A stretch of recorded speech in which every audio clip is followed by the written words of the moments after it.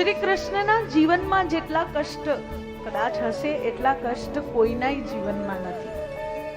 હું એવું માનું છું કે બધા શ્રી કૃષ્ણને અલગ અલગ રીતે પ્રસ્તુત કરતા હોય. શ્રી કૃષ્ણ નિરંતર દરેકે દરેક કષ્ટમાં પણ મુખ પરથી સ્મિત જવા દેતા નથી, અને એના કારણે દરેક કષ્ટ સરળ થઈ જાય છે.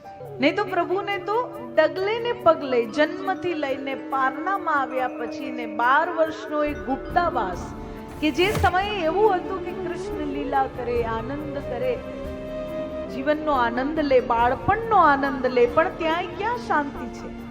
એક પછી એક પછી એક પછી એક પછી એક દૈત્યો કંસ દ્વારા મોકલવામાં આવે. પ્રભુ એક એકનો સંહાર કરતા જાય, પણ તે છતાં પ્રભુના મુખમંડલ પર જે સુંદર સ્મિત છે. શ્રી કૃષ્ણ અવતારમાં પ્રભુની લીલા એવી છે. ગઈકાલે મેં કહ્યું હતું ને કે કન્ફ્યુઝિંગ છે શ્રી કૃષ્ણ, બહુ કન્ફ્યુઝ કરે. આપણને એમ લાગે કે આ મારા હાથમાં આવી ગયા, પકડાઈ ગયા, મારા થઈ ગયા, પણ ત્યાં તો એ ક્યાંય દૂર જઈને બેઠા હોય.